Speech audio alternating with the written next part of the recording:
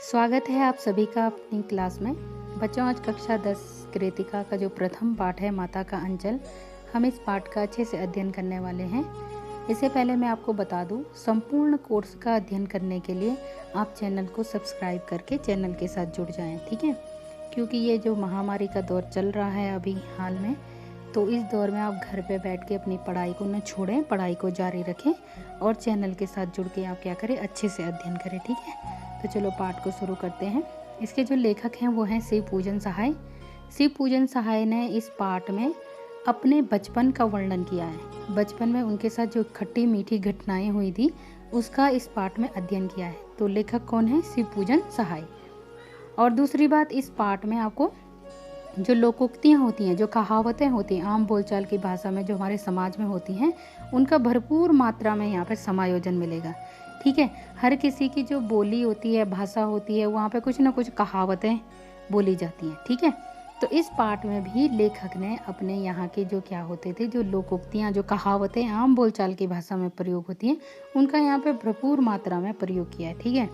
तो पहले इसमें ही दिखाई दे रहा है कि जहाँ लड़कों का संग तहाँ बाजे मृदंग, जहाँ बुड्ढों का संग तहाँ खर्चे का तंग। तो कहने का मतलब ये है कि जहाँ पे लड़के, मतलब जो जवान लोग होते हैं वो मिलते हैं, वहाँ पे वो क्या करते हैं, उत्सव मनाते हैं। मृदंग का मतलब होता है उत्सव मनाना, ठीक है। लेकिन जहाँ पे बुढ़े लोग मिलते हैं वो क्या करते हैं, उनकी जो खर्चे की उनकी चर्चा रहती है, उनका विषय ही क्या रहता है, खर्चे का रहता है, ठीक है। अब यहाँ पे पाठ प्रारंभ किया गया है कि हमारे पिता तड़के, मतलब तड़के का अर्थ होता है सुबह उठकर ही क्या करते थे, जल्दी जल्दी उठ के क्या करते थे, नहा कर पूजा पाठ करने बैठ जाते थे, ठीक है। हम भी बचपन में उनके अंग लगा करते थे। अंग लगने का मतलब ये होता है कि साथ रहना, गले लगना, ठीक है। माता से हमारा जो रिश्ता था वो क्या था, सिर्फ दूध पीने का था, ठीक है। इसीलिए पिता के साथ ही हम भी बाहर की बैठक में ही सोते थे। वह अपने साथ ही हमें भी सुबह उठाते थे और नहाकर हमें भी क्या करते थे, पूजा में बैठा देते थे। हम बबूत की तिलक, बबूत का मतलब क्या होता है, राख की तिलक लगाकर क्या करते थे, उनको बड़ी दिक करने लगते थे। मतलब बार बार कहते थे कि हमें क्या करो, बबूत की तिलक लगाओ, बबूत की तिलक लगाओ, बड़ी हट करते थे, ठीक है। कुछ हंसकर, कुछ झुंझलाकर, कुछ डांट कर वह हमारे चौड़े लिलार में त्रिपुंड कर देते थे। त्रिपुंड का मतलब आपने देखा होगा, जैसे शिव शंकर की जो होती हैं 3 रेखाएं जो होती हैं तिलक की, ठीक है, ऐसे उसको क्या कहते हैं, त्रिपुंड कहते हैं, ठीक है। लिलार का मतलब होता है माथे। और हमारे जो लिलार होती है उसमें बबूत जो होती थी खूब खुलती थी, मतलब बहुत ही सुंदर लगती थी। सिर पे लंबी लंबी जटाएं थी। बबूत रब ने जो बबूत लग जाती थी तब हम क्या लग जाते थे, खास से ऐसे लगते थे कि बम भोला बन गए, ठीक है, मतलब बम भोला बन जाते थे इस प्रकार से माथे पे बबूत लगा के, ठीक है। और क्योंकि हमारी जटाएं भी क्या थी, काफ़ी लंबे लंबे, छोटे बच्चों के आपने देखे होंगे कि जो लड़के भी होते छोटे में बाल क्या रखते हैं, बड़े लंबे लंबे रखते, ठीक है। तो ऐसे कह रहे हैं, फिर कह रहे हैं कि पिताजी हमें बड़े प्यार से भोलानाथ कहकर पुकारते थे, पर असल में हमारा नाम क्या था, तारकेश्वर नाथ था। पिताजी हमें क्या बुलाते थे, भोलानाथ बुलाते थे, लेकिन लेखक के बचपन का नाम क्या था, तारकेश्वर नाथ था, ठीक है। हम भी उनको बाबूजी कहकर पुकारा करते थे और माता को मैया कहते थे। जब बाबूजी रामायण का पाठ करने बैठते तो हम उनकी बगल में बैठे बैठे आईने में क्या करते थे, अपना मुंह निहारते थे, ठीक है। जब वो हमारी तरफ देखते तो कुछ लजाकर और मुस्कुराकर क्या करते थे, आईना नीचे रख देते थे और क्या करते थे, वो भी मुस्कुरा पड़ते थे। मतलब पिताजी जब पूजा में बैठाते थे तो हम क्या करते थे, शरारत करते थे, अपने आप को क्या देखते थे, आईने में देखते रहते थे, ठीक है। पूजा पाठ कर चुकने के बाद राम राम लिखने लगते। अपनी एक रामनामा बही, उसमें एक पिताजी ने एक पुस्तक थी, उसमें 1000 बार क्या लिखते थे, वो राम का नाम लिखते थे और उसे पाठ करने की जो पोथी बांधकर देते थे, ठीक है। और फिर क्या करते थे, जो 500 बार क्या करते थे, कागज़ के छोटे छोटे टुकड़ों में राम राम का नाम लिख के आटे की गोलियों के अंदर रखते थे और उन गोलियों को ले जाकर कहाँ, मछलियों को खिलाने के लिए गंगा जी में चले जाते थे, ठीक है। उस समय भी हम उनके कंधे पे ही विराजमान रहते थे जब वह गंगा में आटे की गोलियां फेंककर मछलियों को खिलाने लगते थे। हम उनके कंधे पर बैठे बैठे ही हंसा करते थे। जब वह मछलियों को चारा देकर घर को लौटते तो रास्ते में क्या करते थे, पेड़ की जो डालियां होती थी उन पर झुलाते थे हमको, ठीक है। कभी कभी बाबूजी हमसे क्या करते थे, कुश्ती करते थे और वह शिथिल होकर क्या करते थे, हमारे बल को बढ़ावा देते थे, मतलब जानबूझकर हार जाते थे। इस प्रकार से हमारे साथ क्या करते थे, कुश्ती करते थे। और हम उनको क्या करते थे, उनकी जो लंबी लंबी मूछें हैं उनको उखाड़ने की कोशिश करते थे, ठीक है। और पिताजी हंसते हंसते हमारे दोनों हाथों को क्या करते थे, चूम लेते थे और हमसे क्या करते थे, खट्टा मीठा चुम्मा मांग लेते थे, ठीक है।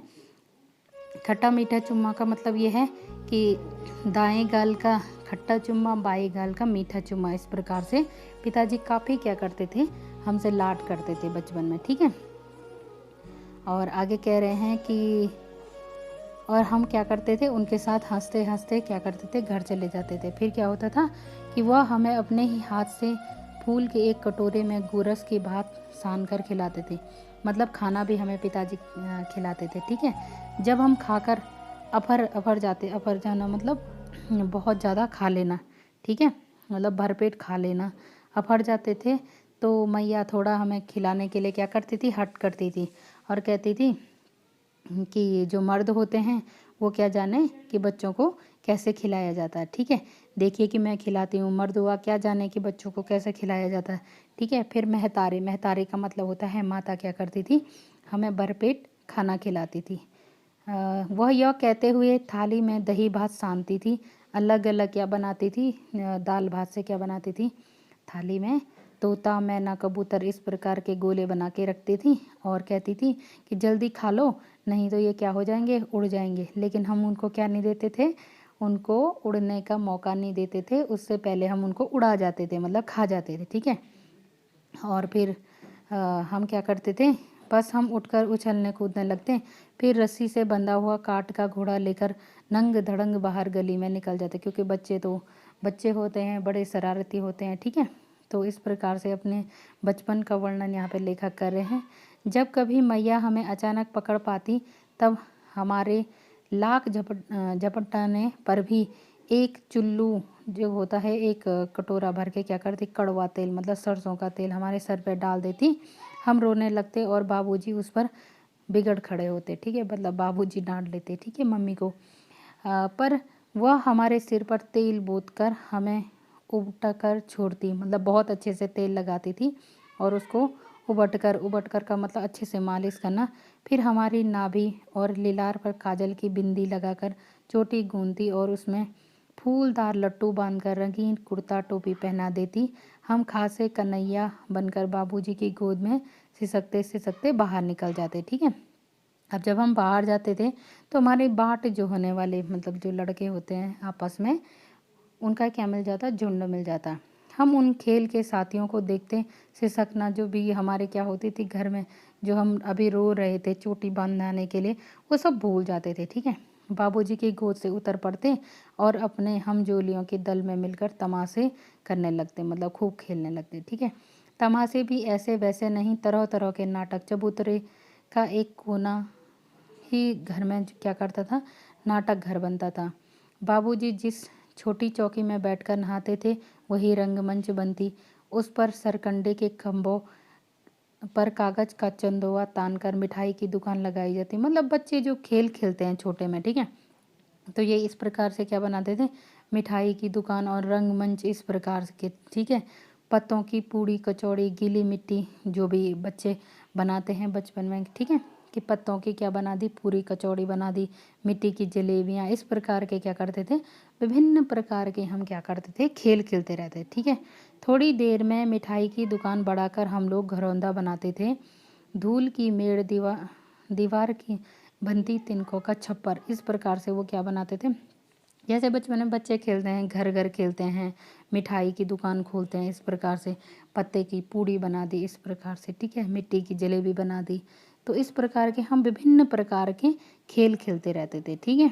अब आगे कह रहे हैं कि हम क्या करते थे भाई, इस प्रकार से जो है कभी क्या करते थे, दिया सलाई की पेटियों से किवाड़ बनाते थे और चूल्हा चक्की सारी चीज़ें, मिट्टी के बर्तन, इस प्रकार के बहुत सारे जो क्या होते हैं सामान होते हैं, उनको इकट्ठा करके विभिन्न प्रकार के हम क्या करते थे, बचपन में खेल खेलते थे, ठीक है। और आगे कह रहे हैं कि कभी कभी हम लोग बारात का भी जुलूस निकालते थे। जैसे बच्चे होते हैं, चलो आप क्या करेंगे, हम भी बारात बनाएंगे, बारात बनाते थे, ठीक है।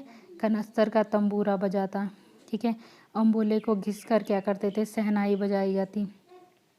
टूटी चूहेदानी की पालकी बनाते हम, समधी बनकर बकरे पर चढ़ जाते। इस प्रकार के विभिन्न खेल खेलते थे कि कोई समधी बनता था। इस प्रकार के बच्चे क्या करते थे, खेल खेलते रहते थे। बारात भी बनाते थे कि चलो भाई हम क्या हैं, बाराती हैं, इस प्रकार से। तो इनमें कुछ कहावतें भी हैं। ऊंच नीच में बई कियारी, जो उपजी सो भई हमारी। फसल को एक जगह रखकर हम उस पर क्या करते थे, पैरों से रोन डालते थे। कसौरे की सूप बनाकर उसाते और मिट्टी के दीप को तराजू में तोलकर राशि तैयार कर लेते। इसी बीच बाबूजी आकर पूछ बैठते, इस साल की खेती कैसी रही भोलानाथ। ठीक है, तो इस प्रकार के विभिन्न खेल हम बच्चों के साथ खेलते रहते थे। ठीक है, रेहरी और रेहरी, तो इस प्रकार की मैंने कहा था, इसमें बहुत सारी कहावतें हैं कि रेहरी में पुरान रेहरी, डोला की कन्या हमार मेहरी। तो इस प्रकार जो जैसे हमारी गली में कभी शादी शुदी होती थी या फिर डोली में जो दुल्हन होती थी, हम कहते थे कि जो डोली में है वो क्या है, हमारी मेहरी, मतलब हमारी दुल्हन है। इस प्रकार की इसमें कहावतें हैं। ठीक है, इसी पर एक बूढ़े वर ने हम लोगों को बड़ी दूर से खदेड़ कर ढेलों से मारा था। ठीक है, क्योंकि शादी हो रही होगी और दूल्हा रहा होगा, दुल्हन रही होगी, तो डोली में जो दुल्हन जा रही होगी, तो इन्होंने कहा कि भाई डोले की कन्या हमारे मेहरी, जो डोलिया में जो कन्या है मतलब लड़की है, वो हमारी क्या है, दुल्हन है। ठीक है, तो इसी पे एक बूढ़े जो दूल्हा था, उन्होंने क्या किया, इनको खदेड़ कर मारा था। इस प्रकार के विभिन्न प्रकार के लेखक कह रहे हैं हमने बचपन में काफ़ी शरारतें की हैं। ठीक है, आम की फसल में कभी कभी खूब आंधी आती थी।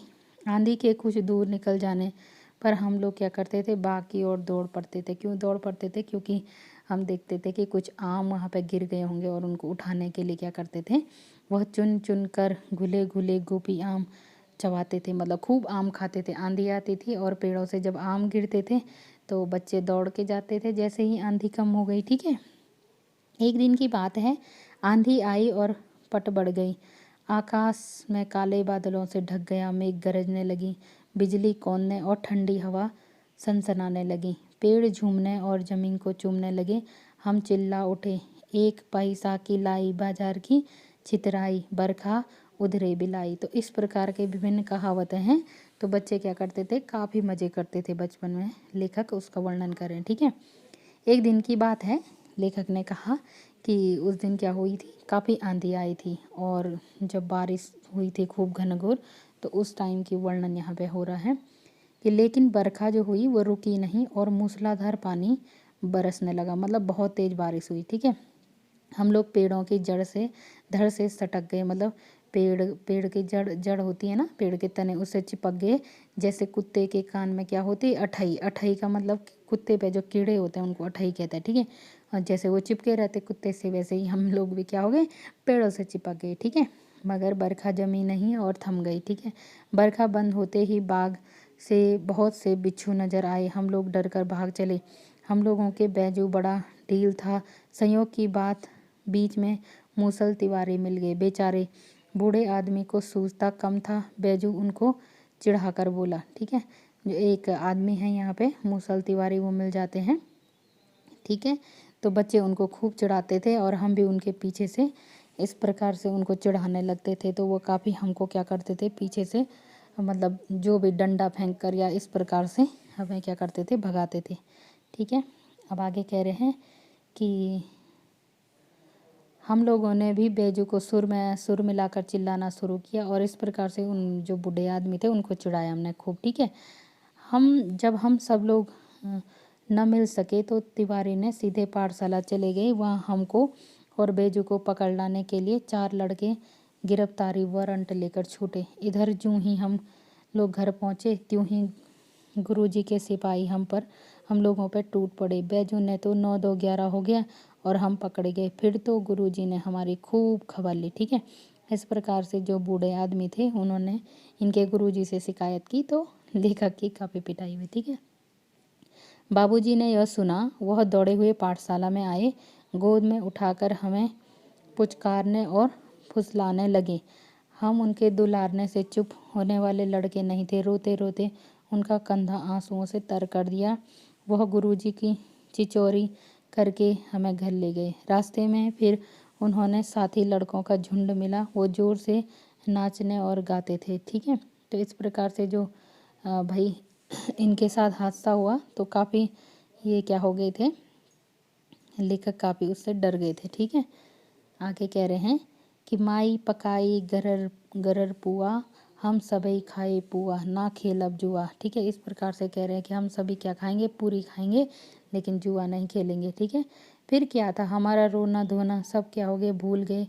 हम हट करके बाबूजी की गोद से उतर कर फिर लड़कों की मंडली में मिलकर वो तान जो सुर वो गा रहे थे, इस प्रकार से माई पकाई गरर गरर पुआ, तो वो हम सब गाने लगे। तब सब लड़के सामने वाले मकई के खेत में दौड़ पड़े। उसमें चिड़ियों का झुंड चर रहा था। वे दौड़ दौड़ कर उन्हें क्या करने लगे, पकड़ने लगे, पर एक भी हाथ ना आई। हम खेत से अलग खड़े होकर गा रहे थे, राम जी की चिड़ैया, राम जी का खेत, खा लो चिड़ई भर